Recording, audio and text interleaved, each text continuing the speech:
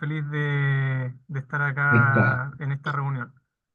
Em, entonces a empezar con este tema que es un tema, a mi parecer, bien candente dentro del trasplante, que es todo lo que deriva de enfermedades secundarias a la sobreexpresión del complemento, manifestada fundamentalmente en el post-trasplante como microangiopatía trombótica. Esos son mis disclosures y en esta presentación, eh, hablar, obviamente, no se puede hablar de microangiopatía trombótica sin hablar antes un poco del sistema del complemento. Sé que puede ser un poco doloroso hacerlo, es como cuando en medicina nos pasaban la cascada de la coagulación, siempre costaba un poco, pero es absolutamente necesario para entender los temas posteriores. Después vamos a hablar de microangiopatía trombótica, por qué el rol del complemento y la microangiopatía trombótica es más frecuente en el post-trasplante. Vamos a hablar qué son las asociaciones más importantes que existen en esos temas. Unas palabras acerca del enfrentamiento diagnóstico, de los test disponibles, los que tenemos, los que debiéramos tener. eh, Finalmente, manejo inicial, algunas palabras de terapia fundamentalmente enfocadas al bloqueo del complejo de ataque membrana. Al final voy a presentarles muy brevemente en una diapositiva un caso clínico que nos puede servir de ejemplo para este tema y idealmente luego una pequeña discusión en la que espero que podamos compartir experiencias y compartir entre todos. Entonces, lo primero es situar el sistema del complemento y eh, debemos recordar que el sistema del complemento es parte del sistema inmune innato. Estos son elementos altamente conservados en la evolución de las especies, muy antiguos, desde los primeros organismos pluricelulares que habitaban en el agua salada, ya tenían mecanismos de defensa que entendemos ahora o que lo hemos denominado como el sistema inmune innato, dentro de los cuales se encuentra el sistema del complemento. Y si uno lo ve desde el punto de vista evolutivo, que esto ya tiene por lo menos 500 millones de años de evolución, en los cuales este sistema es altamente preservado entre las distintas especies en todos los árboles filogenéticos, vale la pena pensar por qué hay algunas mutaciones o polimorfismos o variantes genéticas que podrían estar asociados a un efecto ganancial o un efecto de sobreactivación del sistema del complemento. Y tal vez eso lo estamos viendo ahora porque, y esto es una pequeña reflexión, solamente no tiene mucha evidencia lo que les voy a decir, así que no se lo lleven a la tumba, pero hay otras mutaciones que han conferido ventajas evolutivas en algún momento. Por ejemplo, la mutación APOE1 para la tricomonosomiase o el sickle cell trait para la malaria.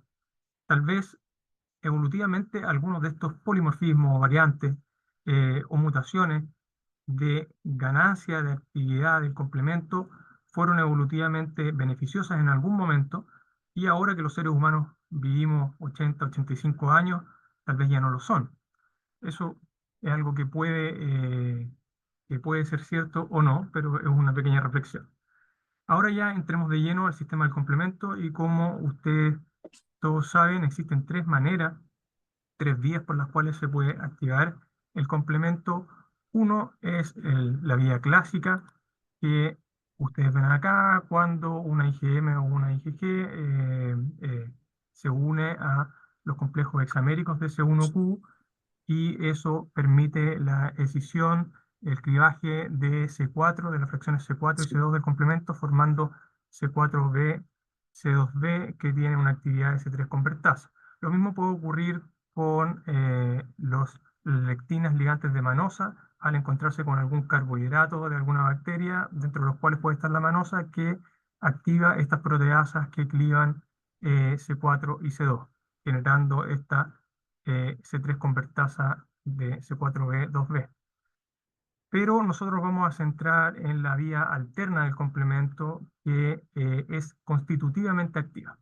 ¿A qué se refiere esto? No requiere un trigger como las otras dos vías para activar la vía de la C3 convertasa. Esto ocurre porque C3, al hidratarse, recluta factor B y factor D, y el factor D va a producir una escisión del factor B en BB, lo cual tiene una actividad de convertasa sobre C3 y genera C3B, el cual puede unirse a la fracción de B de la escisión del factor B y generar esta actividad de C3 convertasa también. Esto puede ser potenciado por properdina, generando una amplificación de esta actividad por lo menos en un orden de magnitud, como 10, 20 veces, y cualquiera de estas vías entonces va a poder activar C3, ligarlo, generar C3A, que es la anafilotoxina, y C3B. Luego viene dos posibilidades. Uno, la amplificación del complemento de la vía alterna, que lo vamos a ver en la diapositiva siguiente, o la posibilidad de que C3B se una a alguno de los complejos que tiene actividad C3 convertasa, ya sea C4B2B o C3BBB, y genere esto que se llama el complejo C5 convertasa, que tiene la posibilidad de ligar C5 y generar la anafilotoxina C5A, que es mucho más potente para el reclutamiento de otras células del sistema inmune innato, y C5b como otro producto de este clivaje que va a finalmente gatillar la formación del complejo ataque membrana. Dijimos entonces que la vía alterna del complemento tenía un loop de amplificación, y este loop de amplificación se da por la escisión de C3 dada por este complejo C3BBB. Y dado que esto podría tener una actividad sin control, es importante que existan mecanismos regulatorios, ¿ya? Y dentro de estos mecanismos regulatorios, los más importantes son los factores que ven ustedes acá, algunos de los cuales tienen actividad a nivel fluida, o sea, en suero, o algunos en la superficie de las células. Dentro de esto están el, el factor H del complemento, el factor I o la proteína cofactora de membrana. De esta manera, lo que ocurre normalmente con la activación de la vía alterna del complemento, el takeover normal que existe, es que C3b va a intentar depositarse en la superficie endotelial o en la superficie de otras células, pero estas van a estar protegidas por estos factores que van a bloquear la activación este loop de amplificación de la vía alterna del complemento, como son el factor H, al unirse por fa- eh, su, el extremo carboxilo terminal a C3b en la superficie endotelial, la trombomodulina, algunos glicosaminoglicanos, y que van a impedir de que este C3b genere este loop de amplificación. Hay otros factores que son directamente inhibitorios, como el factor I, que van a potenciar esta inactivación de C3b a nivel de la superficie celular. ¿Y qué es lo que ocurre cuando existe alguna alteración en alguna de estas proteínas que protegen contra la sobreactivación del complemento o que modulan su actividad? Vamos a poder tener entonces una activación disregulada o incontrolada de la vía alterna del complemento, que finalmente va a llegar a formar este complejo C3b, C3b, que tiene actividad C5 convertasa y que va a generar finalmente la activación del complejo ataque membrana, reclutamiento de células del sistema inmune innato y la lisis celular eventualmente, o la microangiopatía trombótica. Entonces, tenemos que el sistema del complemento es un sistema que es parte de la inmunidad innata, que requiere una delicada homeostasis entre elementos que aseguran su control y los elementos que gatillan su activación. Cuando tenemos mucha activación o insuficiente regulación de la activación de la vía alterna del complemento, vamos a tener inflamación o eventualmente microangiopatía trombótica. Cuando tenemos al revés, muy poca activación, insuficiente activación o demasiado control, fundaciones gananciales o otros elementos que hagan que la activación sea insuficiente, vamos a tener un mayor riesgo de infección. ¿Y qué cosas pueden mediar este desbalance entre la activación y el control? Pueden ser factores genéticos como mutaciones, polimorfismo o deficiencias de algunos de estos factores. También eh, autoanticuerpos que ataquen los factores de control o que le den eh, mayor actividad o faciliten la activación o estabilicen elementos de la vía alterna del complemento y factores ambientales. Entonces, así llegamos a una de las expresiones clínicas de la sobreactivación de la vía alterna del complemento, que es la microangiopatía trombótica. Y es importante mencionar que esta es una de las manifestaciones clínicas porque no es la única. La otra es el depósito de productos de la vía alterna del complemento, particularmente S3 y activación inflamatoria a nivel glomerular, de lo cual no vamos a hablar en esta presentación, ¿no? Porque lo más importante probablemente post-trasplante es lo derivado de la microangiopatía trombótica. La microangiopatía trombótica es una definición clínica o histopatológica determinada por el daño microvascular dado por una microtrombosis, o sea, acumulación de plaquetas en un microvaso que genera una oclusión parcial o total del flujo sanguíneo y por lo tanto esto genera lisis de los glóbulos rojos generando una anemia hemolítica, por eso se llama anemia hemolítica microangiopática. Esto habitualmente está acompañado de grados variables de daño endotelial, detachment de las células endoteliales, de su membrana basal, o inflamación o edema de la célula endotelial, lo cual puede estar también gatillado por muchas otras condiciones, además de la actividad del complemento. Por lo tanto, habitualmente lo que ocurre es que la microangiopatía trombótica es la manifestación clínica de diferentes fisiopatologías subyacentes que pueden ser aisladas o eh, potenciarse entre ellas. Las microangiopatías trombóticas se pueden clasificar de varias maneras. Esta es la manera menos complicada, aunque no lo crean, a mi parecer, eh, que es clasificarlas en primarias, o sea, si son exclusivamente una microangiopatía trombótica, o sea, una anemia hemolítica microangiopática en terreno microvascular, o si esto está asociado a alguna enfermedad sistémica que puede gatillar la microangiopatía trombótica. Y las primarias las podemos dividir en hereditarias, fundamentalmente determinadas por mutaciones de algunos de los factores que regulan la vía alterna del complemento o factores metabólicos genéticos o un PTT dado por la mutación del factor ADAMS13, que es más raro. Mientras que las adquiridas, lo más frecuente es un PTT, un púrpura trombocitopénico trombótico por autoanticuerpos anti-ADAMS13 o en el caso de las microangiopatía trombóticas de tipo CHU atípico, los autoanticuerpos contra el factor H.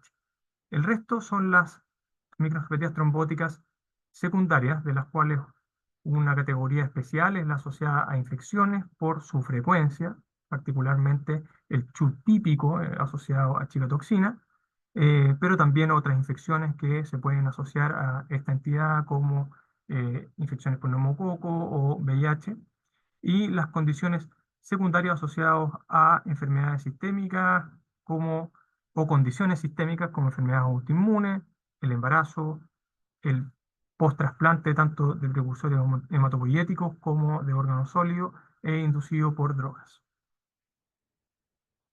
¿Cuáles son las causas más frecuentes de una microangiopatía trombótica? En una corte retrospectiva de casi 7 años, en 4 hospitales en Francia en que se revisaron los datos de 564 pacientes con un diagnóstico clínico de microangiopatía trombótica, lejos lo más frecuente era una microangiopatía trombótica secundaria. Solamente el 6% de los casos eran microangiopatías trombóticas primarias que estaban equitativamente divididas entre CHU atípico y PTT, púrpura trombocitopénico trombótico. Mientras que las causas secundarias, que eran el 94% de los casos, se dividían bastante equitativamente en asociados a embarazo, a infecciones, uso de drogas o cáncer, de los cuales algunos también son por drogas, por quimioterapia. Em, Esto no necesariamente es lo que ocurre en todo el mundo. Estos eran hospitales universitarios en Francia, centros de derivación, que tal vez podían tener hipertrofiada alguna de las causas.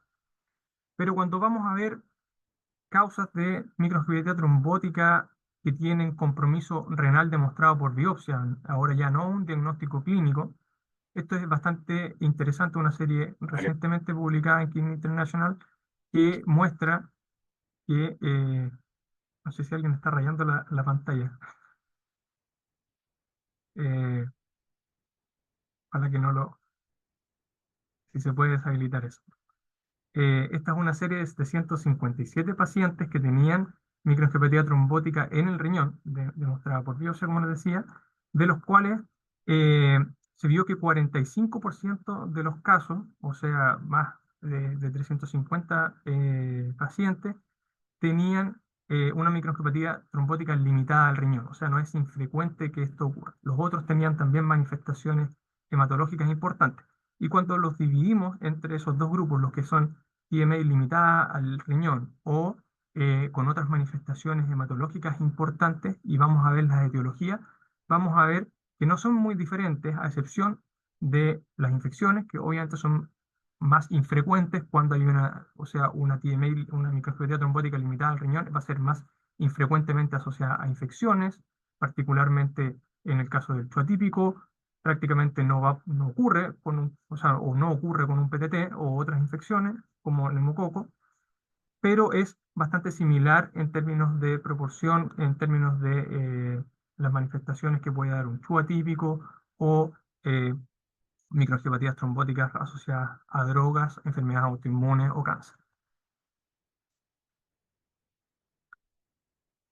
¿Qué cosas del trasplante en particular pueden hacer más frecuente la ocurrencia de una microangiopatía trombótica? Bueno, hay condiciones que son derivadas del paciente, por ejemplo, la misma inflamación crónica derivada de los procesos dialíticos crónicos, más las causas de la enfermedad renal crónica que llega a falla renal, comorbilidades pueden influir y características del donante, por supuesto, del proceso del trasplante cómo son el tiempo de isquemia o las características del donante, si es de donante de muerte cardíaca o cerebral versus donante vivo, y las características del traslado del órgano en el caso de los donantes fallecidos, si son con bomba o en frío por el tiempo de isquemia y los mecanismos inflamatorios del daño isquemia y reperfusión. Factores intraoperatorios, por supuesto, y factores postoperatorios, dentro de los cuales es muy importante el esquema de drogas a utilizar como inmunosupresión. Es sabido, es conocido el potencial de los anticalcinurínicos para producir microangiopatía trombótica, pero los inhibidores de mTOR también lo pueden hacer. Eh, la enfermedad primaria, si es que hay alguna posibilidad de recurrencia de alguna glomerulopatía que pudiera asociarse con la ocurrencia de una microangiopatía trombótica, el rechazo mediado por anticuerpos, que es frecuentemente asociado a microangiopatía trombótica, como lo vamos a ver en diapositivas que vienen a continuación, o rechazo celular también.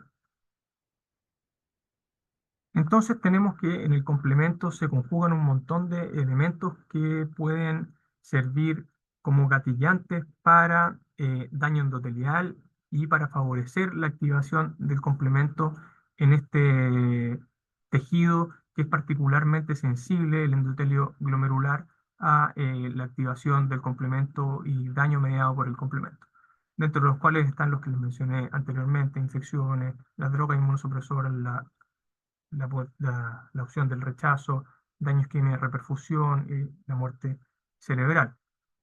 Esto sumado a condiciones que pueden estar presentes en los pacientes, muchas veces sin que nosotros lo sepamos, y que pueden tener mayor o menor peso, dentro de los cuales los que tienen mayor peso desde el punto de vista genético van a ser las mutaciones de factor H o de proteínas relacionadas a factor H, mutaciones en C3 o del factor B del complemento, mientras que las que tienen menos fuerza de asociación son las mutaciones de la proteína cofactora de membrana aislada eh, dentro de otras alteraciones genéticas. De esta manera, entonces, resulta bastante eh, intuitivo y hace bastante sentido lo que se reportó recientemente en esta serie de Francia, del doctor Raban, la cual se evaluó a 92 pacientes con un trasplante renal entre 2004 y 2016 y que tuvieron una microangiopatía trombótica demostrada por biopsia. De estos pacientes, el 37%, o sea, un porcentaje bastante significativo, tenía múltiples causas. O sea, es muy frecuente que la causa de la microangiopatía trombótica post-trasplante sea multifactorial. Si vamos a las causas aisladas, las más frecuentes son el uso de anticalcinurínicos y el rechazo mediado por anticuerpos.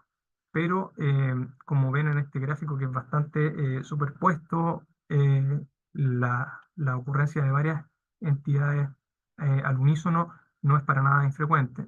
Y lamentablemente en esta serie no se pudo hacer un estudio genético a la mayoría de los pacientes, lo cual va a ser distinto a una serie que le voy a presentar más adelante y que también puede dar luces al respecto. ¿Cómo diagnosticamos una microangiopatía trombótica? Bueno, los elementos son bastante clásicos, probablemente conocidos por todos. La presencia de anemia hemolítica eh, en el laboratorio de rutina, la presencia de trombocitopenia, que habitualmente no es tan severa como en los casos de PTT, la presencia de esquistocitos en el frotis de la sangre, también es muy decidor para poder hacer el diagnóstico de una anemia hemolítica microangiopática y elementos que pueden ayudar o sugerir con fuerza también que exista hemólisis intravascular son la presencia de aptoglobina baja y la LDH alta, que ustedes saben que es bastante inespecífica, pero también puede apoyar. Esto se puede acompañar de, eh, de AKI, de daño renal agudo en el laboratorio. A veces no es tan evidente esto y por eso hay que tener un índice de sospecha importante, aun cuando no haya daño renal agudo tan importante. Hipertensión severa, esto es una manifestación frecuente y bastante menos frecuente es la ocurrencia de un síndrome nefrítico. Habitualmente esto ocurre cuando existe un overlap entre microangiopatía trombótica y glomerulopatía C3. Entonces, dijimos que esos eran los elementos más frecuentes desde el punto de vista clínico o bioquímico, la anemia hemolítica microangiopática, la trombocitopenia, la aptoglobina baja, la LH alta, los esquitocitos en el frotis y los elementos histológicos frecuentes que se deben tener en consideración son la presencia de trombos de fibrina en las arteriolas o en las asas capilares glomerulares, la posibilidad de encontrar eritrocitos fragmentados, la típica tela de cebolla, engrosamiento, como se ve en la microscopía óptica, el engrosamiento concéntrico de las arterias pequeñas, las arteriolas, o también la posibilidad de encontrar material amorfo en el lumen capilar con inflamación endotelial que ocluye el lumen capilar. En la serie que les había mostrado de Francia recientemente, de estos 92 pacientes que tenían microangiopatía trombótica con biopsia, eh, ustedes pueden ver de que la ocurrencia de daño vascular aislado es lo menos frecuente, el 21% de los casos, siendo que la mayoría tiene también compromiso glomerular. Eso es importante considerarlo porque puede ser un poco distinto a las microangiopatías trombóticas antes del trasplante. ¿Cómo nos acercamos al diagnóstico entonces? Bueno, cuando tenemos una microangiopatía trombótica diagnosticada desde el punto de vista clínico, lo primero que debiéramos hacer desde el punto de vista también con enfrentamiento terapéutico es excluir un PTT porque eso nos lleva a terapias más específicas como la realización de una plasmaféresis. Y eso se puede hacer con la evaluación de la activación de ADAMS-13, que en Chile está disponible ampliamente porque existe una red de convenio para enviarlo al laboratorio de la Universidad Católica y este es un examen de urgencia cuyos resultados están en menos de 24 horas, así que un examen disponible y que derivados de cualquier parte del país no debiera tener costo para el paciente, según lo que tengo entendido por el convenio que existe con el laboratorio. Em, si es que no está la posibilidad en otro lugar o es muy difícil el envío de la muestra, etcétera, existen scores que vamos a revisar en las dos diapositivas que vienen a continuación para poder predecir eh, con bastante buen rendimiento la ocurrencia de un PTT. Pero esto va a ser lo más infrecuente como vimos en el escenario del post-trasplante y debiéramos en el post-trasplante, si no estamos en esa situación del PTT, que va a ser lo más frecuente, ir a las condiciones secundarias, excluir infección, para lo cual un panel de posiciones, si es que el paciente tiene muestra adecuada para esto, va a ser muy importante. Eh, Test de otras infecciones virales que se pueden asociar a microangiopatía trombótica y condiciones de patologías autoinmunes frecuentes que también deberán descartarse, a lo cual, en el caso particular del trasplante, debiéramos de todas maneras agregar la medición de anticuerpos donante específicos. La medición o la evaluación de elementos de laboratorio particulares de la vía alterna del complemento no es una condición necesaria para empezar tratamiento, ¿ya? Y eso es algo importante que se debe tener en cuenta porque la mayor parte de las veces no va a estar disponible. Sí debe ser, eh, sí es una buena idea guardar muestra en esta condición cuando uno se enfrenta a este tipo de pacientes, guardar una muestra congelada en el caso de que después uno necesite hacer exámenes, sobre todo los exámenes serológicos. Les había dicho que para descartar PTT existen algunos scores. Este es el más conocido, el Plasmid Score, que permite, en los casos que tienen un score menor a 5 puntos, es prácticamente imposible que los pacientes tengan un PTT. Y esto está basado fundamentalmente en los elementos que tienen más valor en el Plasmic Score y también en el score francés, es que los pacientes debuten con una creatinina baja o unas plaquetas extremadamente bajas. Eso va, si es que esas condiciones no se dan, es muy improbable que tengamos un PTT. En otras palabras, estos son los elementos clínicos que más llevan al diagnóstico de un PTT, tener una creatinina baja y el recuento de plaquetas extremadamente bajo, ¿no? Entonces, cuando tenemos, como un poco reforzando, un diagnóstico clínico o eventualmente histopatológico de una microangiopatía trombótica post-trasplante, eh, debiéramos realizar una AMS-13 o un score para predecir el riesgo de PTT y a la vez que hacemos los estudios, ya empezar a enfocar nuestra posible terapia. Por ejemplo, evaluar la necesidad de utilizar calcineurínicos, la posibilidad de conversión a otras alternativas de terapia, como belatacept, que sé que es poco disponible, pero es una alternativa. Ver si hay infección y tratarla en el caso que corresponda. Y, por supuesto, ver la posibilidad de que exista concomitantemente un rechazo, particularmente un rechazo mediado por anticuerpos. Retomen la imagen porque esto es de las típicas tablas que cuando los papers están a head of print y que son súper feas y tienen esa cosa atrás. Pero lamentablemente esto está recién publicado en head of print y que nos dice cuáles son los elementos de laboratorio que tienen más valor para la utilidad, mayor valor o utilidad para el diagnóstico de las microangiopatías trombóticas determinadas por la hiperactividad de la vía alterna al complemento. Y acá es un poco deprimente ver esto porque en la mayor parte de los laboratorios no tenemos la mayor parte de estos exámenes, ¿ya?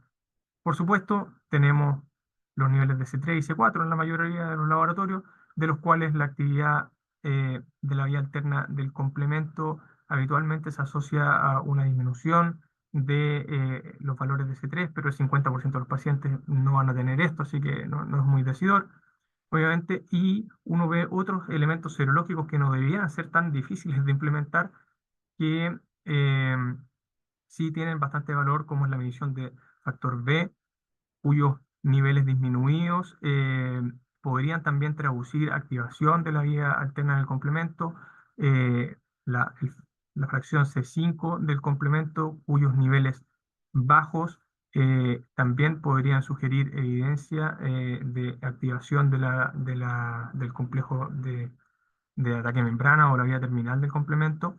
La medición de ruterdina, lo mismo, y otros elementos de las proteínas reguladoras del complemento, ojalá la medición de niveles de factor H, los cuales pueden estar bajos cuando existen autoanticuerpos contra factor H, los niveles de factor I o de CD46 y de productos de degradación del complemento que también pueden ayudar en este diagnóstico. Los elementos que también están ampliamente disponibles, que entregan información funcional acerca de la actividad de las distintas vías del complemento, como son CH50 y AH50, en general tienen más rol para ver el monitoreo de la actividad de los fármacos de bloqueo de complemento, ¿ya? Pero sí están disponibles en la mayor parte de los laboratorios. Y la medición de autoanticuerpos ante factor H también tiene un importante rol en el diagnóstico de esta patología. Entonces, además de estos elementos serológicos, si uno pudiera enfocar sus esfuerzos en los factores genéticos, en los genes que más frecuentemente deberíamos secuenciar o evaluar para el diagnóstico de las enfermedades mediadas por la vía alterna del complemento, sin duda debieran ser el factor H del complemento, C3, las proteínas asociadas al factor H, reguladoras del factor H y las proteínas, los factores del complemento I y B. ¿Cómo se maneja una microangiopatía trombótica post-trasplante? Idealmente, si uno tuviera elementos de actividad serológica de la vía final del complemento, de activación del complejo de membrana, como es la medición de C5b9 en suero, eh, o la presencia de anticuerpos antifactor H, pudiera establecer un manejo un poco más específico, ya sea con plasmaféresis y inmunosupresión, en el segundo caso, anticuerpos antifactor H, o bloqueo de C5 en el caso de que exista una evidencia serológica de activación de este. Una manera de hacerlo es al excluir un PTT, si es que no hay respuesta a plasmaféresis, evaluando que exista una posibilidad de factor H, de un anticuerpo ante factor H, es eh, partir inmediatamente con bloqueo del complemento y evaluar la respuesta. Eso no es incorrecto y es cada vez más recomendado, la verdad, en base a los estudios que les voy a presentar a continuación. Eh, Obviamente va a depender de las características de la microangiopatía trombótica post-trasplante en la cual estemos hablando, si es que es de nuevo o recurrente. Si es que es recurrente, se hace mucho más probable la existencia de un factor genético que esté mediando esto en el paciente y se hace más fuerte la indicación de la utilización de bloqueo de C5. Mientras que si es que una microangiopatía trombótica de nuevo, bueno, hay que evaluar todas las cosas que consideramos anteriormente, pero la utilización de bloqueo de C5 o la realización de plasmaféresis también se debe considerar. Cuando existe un diagnóstico ya establecido de una enfermedad del tipo atípico, va a depender de si está causada por autoanticuerpos o no. Si es que es por autoanticuerpo, como les decía, hay que tratarlo con plasmaterapia, con intercambio plasmático y eventualmente con terapia inmunosupresora. Mientras que si es un factor genético, obviamente se trata con bloqueo de C5. Eh, en el caso del trasplante, eh, esto tiene mayor fuerza y dependiendo de las características de si es que tenemos el estudio genético de la mutación, es cuál va a ser la indicación de mantención de la terapia. ¿Cuáles son las terapias que tenemos disponibles para el bloqueo del complejo de ataque membrana de la vía terminal del complemento? Son básicamente dos, eculizumab y ravulizumab. Los dos son anticuerpos humanizados, tipo IgG2, 4, recombinantes contra C5 que se unen a C5 en el caso de eculizumab con poca afinidad por el receptor neonatal del fragmento FC, lo que determina que cuando son internalizados en el endosoma de la célula endotelial, a pH más bajo va a ser degradado en el lisosoma y esto va a determinar su tiempo de acción. El ravulizumab, en cambio, es también un anticuerpo monoclonal, como les decía, que tiene cuatro variantes aminosídicas con respecto al eculizumab, y estas variantes le dan una mayor afinidad para este receptor neonatal del fragmento FC, lo cual hace de que su degradación a los niveles de pH más ácido en el endosoma sea más improbable y que esto se recicle, se escinda luego del receptor neonatal del fragmento FC y sea nuevamente liberado al torrente sanguíneo. De esta manera se explica de que las dosis habitualmente luego de la carga de eculizumab tengan que ser cada 2 semanas, mientras que las dosis de ravulizumab habitualmente se dan cada 8 semanas. Finalmente les quería mostrar algunas de las series de bloqueo de complemento, particularmente en pacientes trasplantados. Y ustedes van a ver acá que en esta serie que era de glomerulonefritis C3 o glomerulopatía C3, la respuesta a los pacientes que utilizaron eculizumab fue bastante pobre. Pero hay que siempre mirar la data de manera bien granular. Los pacientes que tenían microangiopatía trombótica, o sea que probablemente tenían lo que ahora se considera un overlap entre C3 y TMA, uno respondió y ese fue el cual se inició el eculizumab de manera precoz, mientras que el que no respondió se inició el eculizumab casi a los 40 meses después de la recurrencia. O sea, es poco probable que una terapia tenga efectividad si se usa 3 años después de que ocurrió el evento.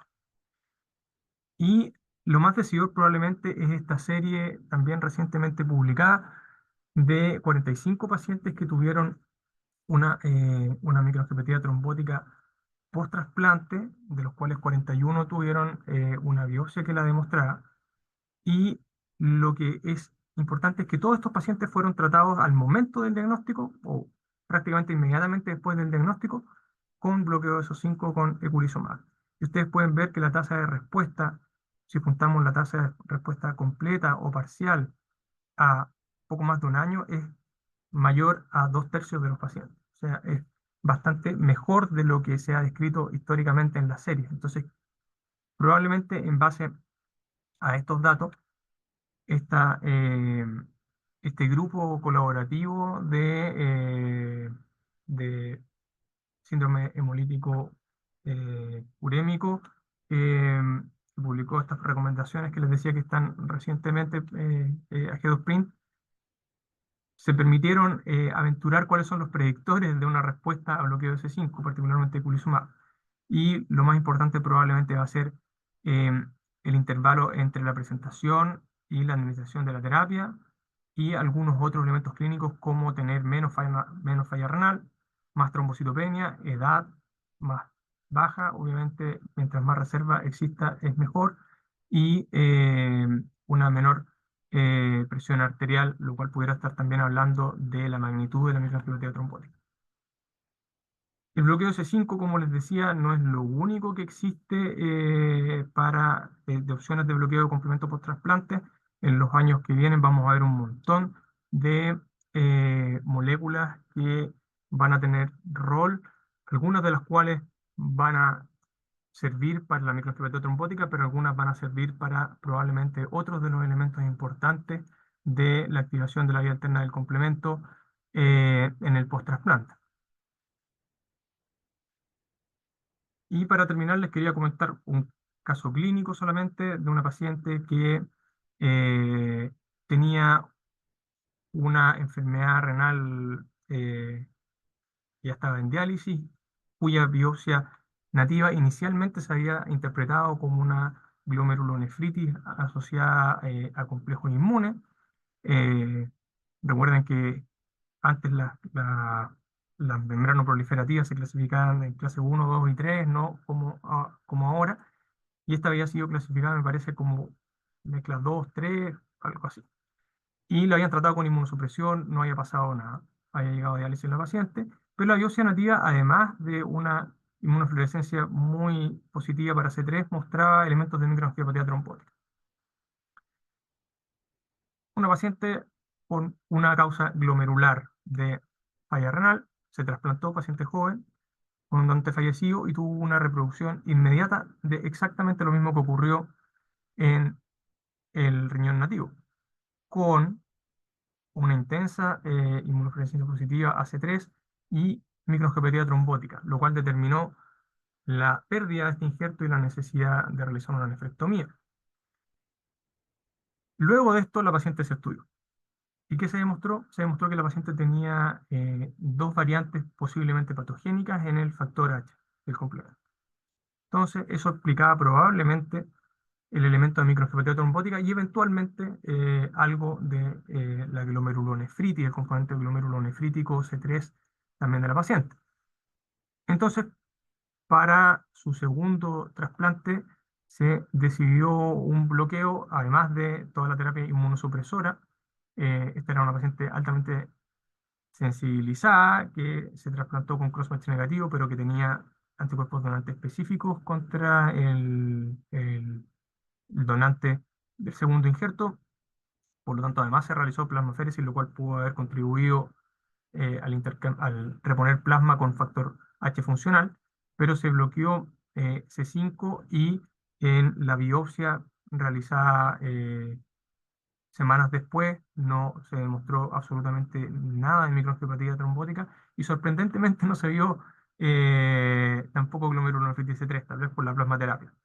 La paciente lleva ya más de años trasplantada y se mantiene con función renal absolutamente normal, sin ningún elemento clínico de microangiopatía trombótica, en tratamiento con Ravulizumab, que ha sido de esta manera, en el fondo. Una dosis de carga, la dosis de las 2 semanas y después ha estado en tratamiento cada 8 semanas con esta dosis.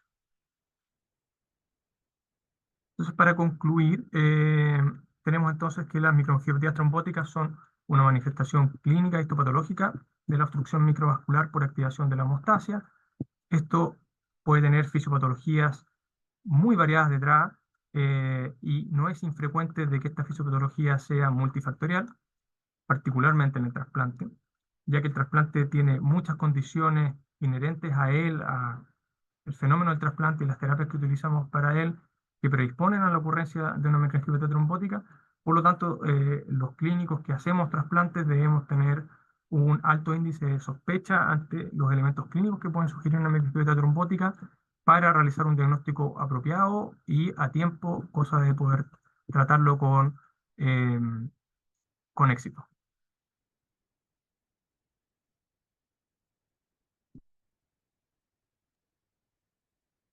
Eso es Muchas lo que les quería gracias, contar. muchas gracias Juan Pablo por tu interesante charla en este tema tan complejo como es la microangiopatía trombótica. Queremos abrir el espacio para la discusión, para que hagan preguntas, para que comenten el caso que acaba de presentar Juan Pablo.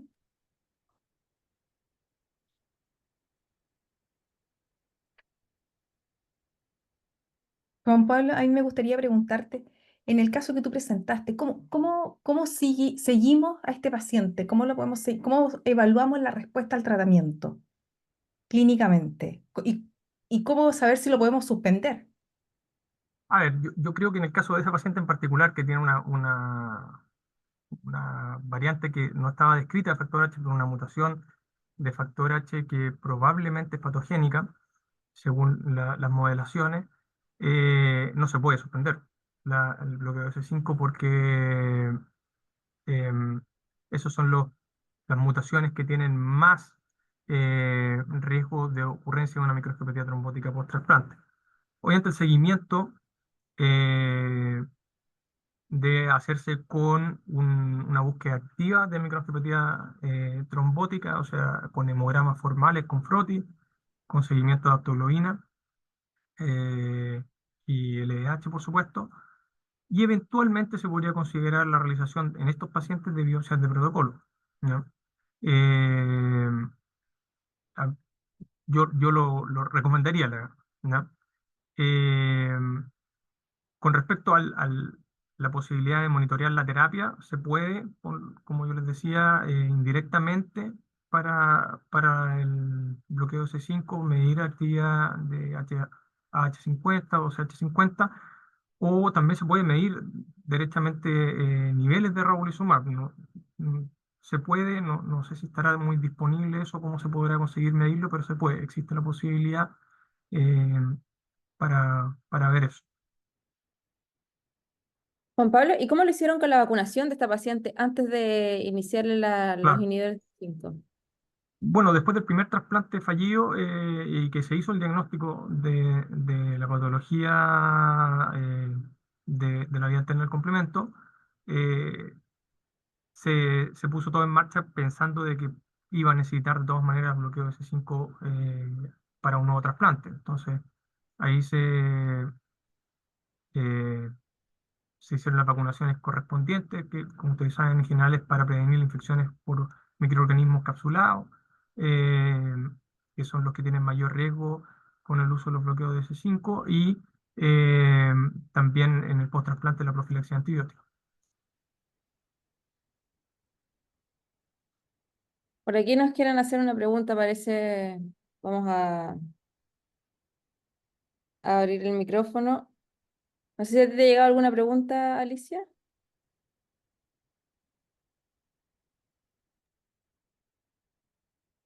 ¿Alguien quiere preguntar algo? Tengo una pregunta de que dicen, ¿es frustrante a nivel nacional que no tengamos acceso al estudio serológico del complemento?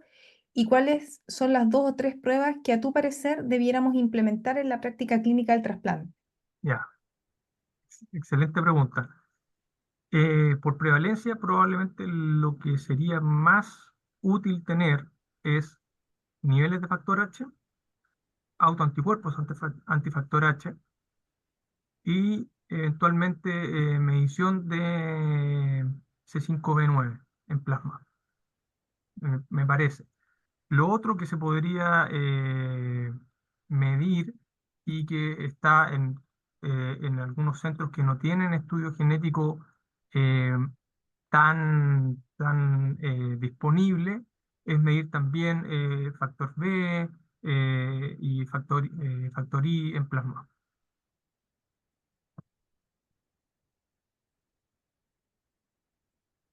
Lo otro que me gustaría preguntar es, con respecto a los efectos adversos, si se ven más virus que con los trasplantes habituales. ¿Se ve, por ejemplo, más Epstein-Barr que con trasplantes habituales con inhibidor de C5 o Mm. no?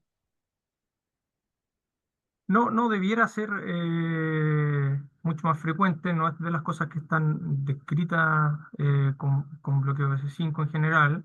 Es muy frecuente la ocurrencia de diarrea, náuseas, cefalea. Eso es muy frecuente. La mayoría de las series reportan que los pacientes tuvieron al menos uno de esos síntomas. Eh, y dentro de las complicaciones más importantes son infecciones en general bacterianas. ¿Ya? Pero no es tan frecuente y en general conversando con gente que tiene más experiencia, que han usado más eh, bloqueo de complemento, como que sobre todo cuando es un tiempo limitado, cuando es un trigger y que uno quiere tratar la microangiopatía trombótica, lo trata, mejora y no es necesario seguir porque no hay un factor que va a estar perpetuando esa condición. eh, da bastante más confianza porque la mayor parte de las personas tienen bastante buena experiencia. Entiendo. ¿Hay alguna otra pregunta? Acá tenemos otra pregunta. Dice, ¿a qué pacientes debiéramos realizar el estudio genético para patología asociada a la disgregación del complemento? ¿Qué paciente debiéramos realizar el estudio genético? Bueno, Sí. yo creo que a los pacientes que tienen en la biopsia de riñón nativo eh, o una glomerulonefritis C3 categórica o una patología de tipo 8 atípico o un overlap de las dos. Esos pacientes debieran estudiarse genéticamente. Acá hay otra Actualmente no es, pregunta. ojo, porque eso actualmente no es tan difícil, ¿ya? En Chile existe la derivación a los laboratorios y lo- los valores, por lo menos, hasta lo último que yo supe, han ido bajando con la mayor disponibilidad. Así que yo creo que es algo que se debiera considerar porque va a modificar absolutamente el Manejo. pronóstico de los pacientes y el manejo. Mm, sí, de todas maneras. Acá hay otra pregunta que dice, si te ha tocado ver inducción de Sí, trasplante con está inhibición de viendo. C5 en caso de antecedente hecho atípico en riñón nativo. No me ha tocado, no me ha tocado verlo, Pilar, pero claro, en esos casos, los pacientes con un chu atípico, que habitualmente son pacientes más jóvenes, esos pacientes tienen que tener un estudio serológico y genético y si eh, la causa es genética y no sea algo que sea limitado del riñón, sino que sea un gen como el complemento, como el factor H del complemento, por ejemplo, eh, hay que tratarlo con un inhibidor de C5 en la inducción, de todas maneras. En pediatría se ve más eso, ¿eh? Eh, Tienen más estudios genéticos. Aquí hay otra pregunta, Juan Pablo dice, ¿en tu estadía en Cleveland se sigue utilizando inhibición del complemento como un tratamiento del rechazo humoral activo? ¿Cuál es el escenario para su uso? ¿Qué crees tú? no como rechazo, como tratamiento del rechazo mediado por anticuerpos per se. No, el tratamiento sigue siendo habitualmente la plasmaféresis, la inmunoglobulina endovenosa y eventualmente un anticuerpo anti-CD20, pero bloqueo complemento así como de entrada para eso, no. En general, el bloqueo complemento se considera cuando existe un elemento significativo de microangiopatía trombótica. Y eso no necesariamente puede estar asociado al rechazo mediado por anticuerpos, y allí en ese caso tendría más fuerza. Pero sabemos que la mayoría de los rechazos mediados por anticuerpos no tienen un componente de microangiopatía trombótica predominante, sino que tienen otras manifestaciones histopatológicas. Mm. Aquí hay una pregunta con respecto a la glomerulonefritis C3. Dice que si un paciente con una C3 evidente en la biopsia, que está entrando a lista de espera de trasplante con estudio genético negativo, si le pediríamos algo más antes del trasplante, como por ejemplo tener un C5 negativo a mano. Como, No entiendo bien la pregunta, la verdad. Pero o algo sea, más que te fuera del estudio genético, lo ideal es, si es que tiene un estudio genético negativo, es bastante bueno. Son buenas noticias en general, porque uno puede presumir con mayor probabilidad de que exista o un autoanticuerpo antifactor H, o en pacientes de un poco mayor edad, también hay que descartar la presencia de una paraproteína, que no infrecuentemente puede tener actividad como de factor nefrítico. Eso habitualmente debiera responder, si es que es un autoanticuerpo, debiera responder con la inmunosupresión. Obviamente vale la pena saberlo antes para ver cuán intenso uno va a ser con la inmunosupresión y considerar la utilización de plasmaféresis. Sí. Dice que se refería a tener ravulizumab disponible. Depende porque el Ravulizumab va a servir para bloquear C5, ¿ya? O sea, la Mm. vía terminal del complemento. Si lo que te preocupa es el depósito lento, larvado de C3, de fragmentos de la vía alterna del complemento que pueden gatillar inflamación en el largo plazo y que van a generar un daño glomerular en el largo plazo, no debiera tener mucho sentido el uso de bloqueo de C5 en ese escenario. Eh, Ahí la misma inmunosupresión del trasplante va a ayudar, los corticoides eh, van a ayudar en el fondo en todo lo que sea el reclutamiento de células del sistema inmune innato que ayudan mucho al daño mediado por el complemento. Eso no es importante dejarlo claro, tenerlo súper en mente de que no es que se active C5, se cinda C5 en C5A y C5B y C5B hace el complejo de la membrana y se muere la célula. Eso no es así. ¿Ya? La actividad de C5A reclutando neutrófilos, células del sistema inmune innato, la actividad de los natural killers también es muy relevante en esto. Y la inmunosupresión, los corticoides, la timoglobulina en la inducción van a jugar un rol importante. Muchas gracias. ¿Se ¿Hay alguna otra pregunta al público? Acá hay otra pregunta. En rechazos en que hay C4D negativo o no HLA, ¿es poco probable que se produzca esta microangiopatía trombótica? De hecho, sí, habitualmente, de hecho, de los elementos que tienen más asociación a un peor pronóstico en microangiopatías trombóticas es que sea concomitante a un rechazo mediado por anticuerpos con C4D positivo. Eso es de los elementos más eh, eh, de peor pronóstico. Em, Autoanticuerpos no HLA eh, es un mundo, es como para que hagamos otra reunión, ¿no es cierto? Lo- los mecanismos de daño varían, hay algunos con mayor evidencia, como los autoanticuerpos antirreceptor de angiotensina 2 tipo 1, ¿no es cierto?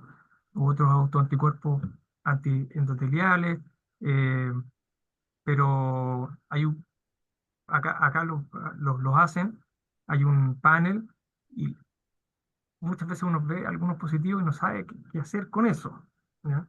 Y rara vez tienen microtubería trombótica, sobre todo Mm, esos casos. perfecto. Muy bien. ¿Habrá alguna otra pregunta? ¿Alguien que quiera aprovechar a nuestro invitado? Siendo las 9 de la noche. Bien, parece que no hay más preguntas. Está muy interesante. Pablo, muchas gracias. Muy interesante tu charla, la discusión. Se generaron bastantes preguntas. Gracias por darte el tiempo de compartir con nosotros. No, feliz. Eh, y gracias a todos por la asistencia. Ha sido un buen año de actividad científica. Nos quedan nuestro curso de extensión, que va a ser en Viña del Mar, y nuestra jornada de clausura, que va a ser en diciembre, que les vamos a estar informando para que puedan asistir. Muchas Muchas gracias, gracias. Muchas Esperanza. gracias, Juan Pablo. Buenas Gracias a Muchas noches. gracias, ustedes. Alicia. Que estén bien. Chao a Adiós. todos, buenas noches. Chao, gracias. Chao, chao.